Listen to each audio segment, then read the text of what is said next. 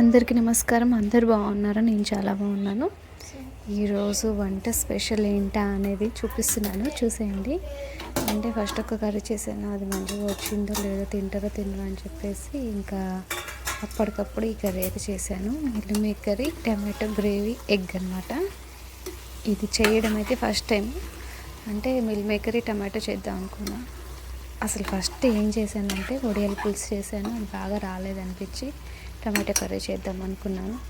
ఇంకా టమాటో ప్లెయిన్గా ఉంటుంది కదా, అందులోకి ఎగ్ బాయిల్డ్ ఎగ్ వేస్తే బాగుంటుంది అనుకున్నాను. తర్వాత మిల్ మేకర్ కూడా యాడ్ చేశాను.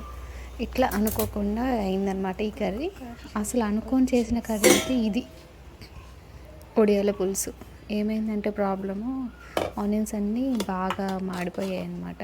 అంటే ఎక్కువ క్రిస్పీగా అయిపోయాయి. టేస్ట్ ఎలా ఉంటుందో ఏమో అని చెప్పేసి ఇంకా ఆ కర్రీ అయితే చేశాను. ఈరోజు వంట అయితే ఇది అనమాట. ఇంకా ఏది టేస్టీగా ఉంటుందో ఏంటనేది తెలుసుకోవాలంటే రేపటి వీడియో చూడండి. ఎందుకంటే ఈరోజు మా బాబుకి హాలిడే. ఈరోజు ఏదో బంద్ అంటే దానివల్ల హాలిడే. ఇంకా మా హస్బెండ్కి ఏమో నైట్ షిఫ్ట్. ఇక వారిద్దరు ఇంట్లో ఉంటే నాకు అసలు పని తీరదు. అందువల్ల వీడియో కూడా ఎక్కువ లెంత్ పెట్టలేకపోతున్నాను. ఇంకా ఇదన్నమాట మా ఇంటి ముందు పరిస్థితి. 2 ఉడతలు అయితే వచ్చి కొబ్బరి చిప్ప ఎండబెడితే అదైతే కంప్లీట్గా తినేసాయి.